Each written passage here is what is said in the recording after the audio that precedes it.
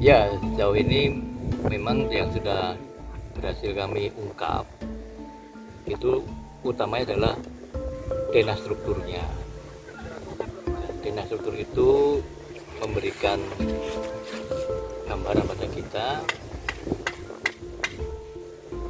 keberadaan Yoni berada di tengah-tengah struktur yang merupakan tiga konsentris bentuk bujur sangkar. Tiga konsentris. Nah ini ada pekerjaan yang harus kita lihat apakah tiga konsentris ini merupakan bentuk yang bersusun berundak begitu atau dia memang rata semuanya dengan fokusnya ada di Yoni di tengah itu. Nah sementara itu kita juga perlu memperhatikan lingkungan sekitar ini.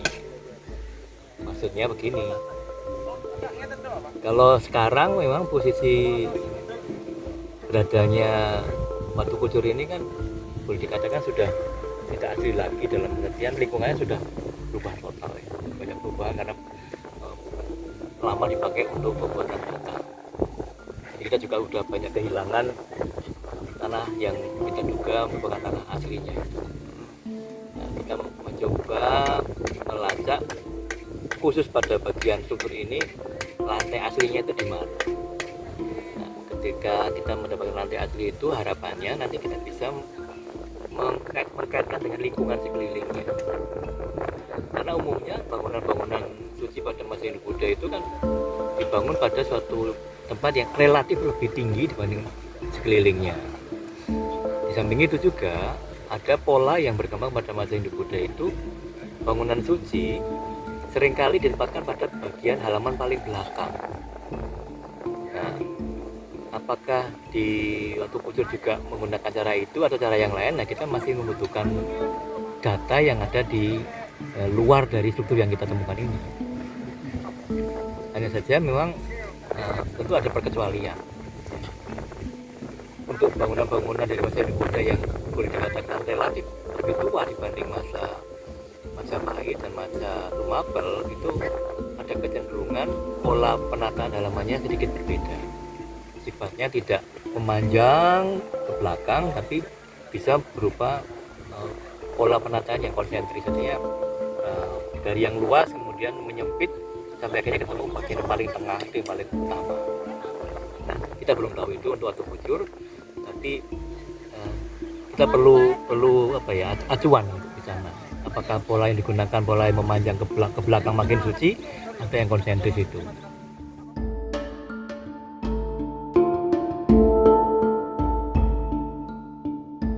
Sejauh saya bisa merekam dari cerita rakyat, Watu Kucur dikaitkan dengan adanya batu Yoni. Ya, batu Yoni itu kan sebenarnya ada bagian yang menonjol yang disebut sebagai cerat.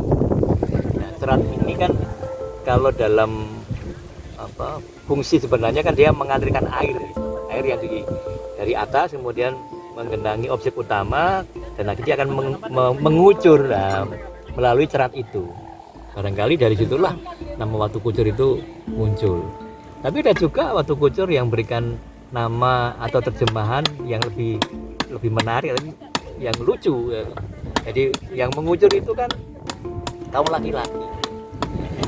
Ini Watu Kucur artinya terkait dengan sifat laki-lakian. Nah, itu cerita yang lain lagi terkait dengan Watu Kucur itu.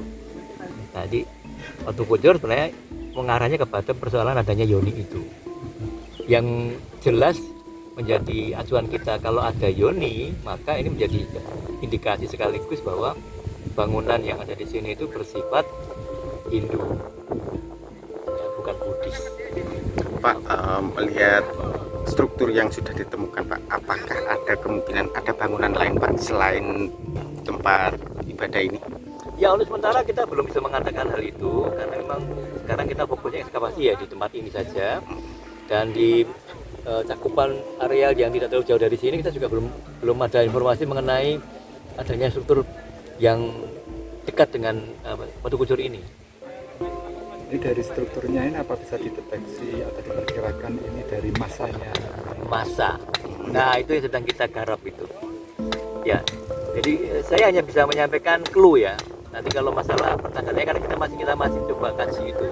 Clue-nya begini, clue pertama, yoni itu bisa mewakili gaya suatu massa.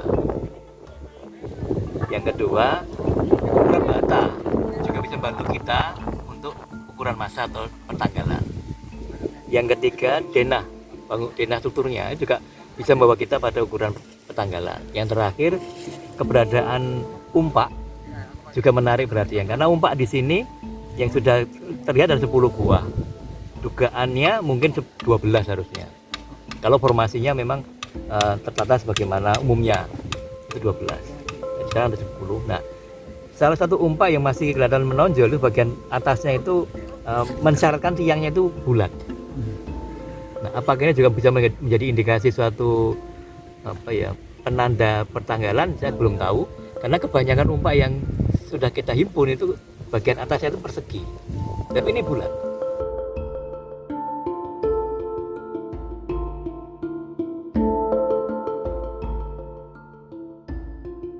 Jadi teman-teman mungkin bisa nanti mencoba browsing ya. Katakan kalau yoni itu coba kumpulkan gambar yoni sebanyak mungkin dari yang paling tua sampai yang paling muda. Nah, posisi yoni kita ini berada di mana kira-kira? Gitu. Karena ada satu informasi yang hilang yaitu bagian cerat ini kan hilang ini. Nah, ada informasi dulu yang pernah melihat di bawah cerat itu ada pahatan naga. Nah, ini juga bantu kita sebenarnya. Seperti kelinterjo. Nah, kalau kelinterjo ada naganya, tapi beda dengan kelinterjo itu seluruh bidang pada yoni itu sudah penuh dengan ornamen. Yang di sini kan tidak. Di sini kan polos. Kalau dari struktur batanya Pak, ukuran dimensinya? Nah, struktur bata ini kita harus hati-hati betul. Kalau kita hanya mengandalkan ukuran dimensi panjang, lebar, dan tebal, maka kita akan bisa terjebak. Misalnya saya bandingkan dengan kelinterjo dan dengan kumitir. Nah, di kumitir itu ada bata yang panjangnya 45 cm, lebarnya 29 cm, hampir 30 cm, tebalnya berkisar antara 8 sampai 10 cm. Itu ukuran bata paling besar yang ada di kumitir. Dan jumlahnya banyak sekali, karena memang ditempatkan pada bagian dinding terluar. Tujuannya apa? Supaya kuat. Gitu. Nah, di samping itu di kumitir digunakan bata-bata lain yang lebih kecil ukurannya. Artinya untuk kasus kumitir ukuran bata itu tidak menjadi pemandu untuk dating. Ya, bahkan saya pribadi untuk kumitir saya belum berani klaim itu pasti Mojopahit, belum berani saya.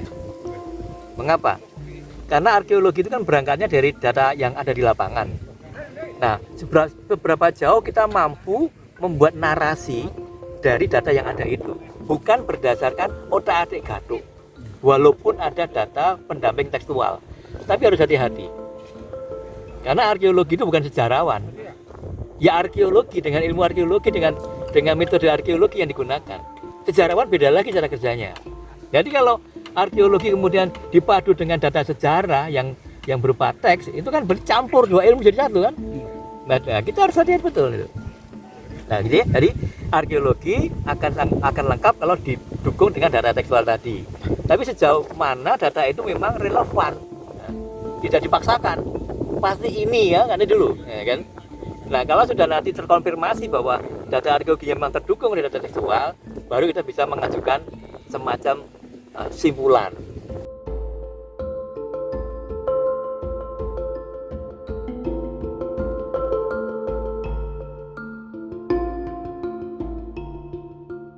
Bata dari Kelinterjo itu kita sebenarnya untuk candinya kita tidak mendapatkan data yang sejaman dengan candi yang andesit itu. Di Kelinterjo itu ada bata-bata kuno dan bata-bata baru.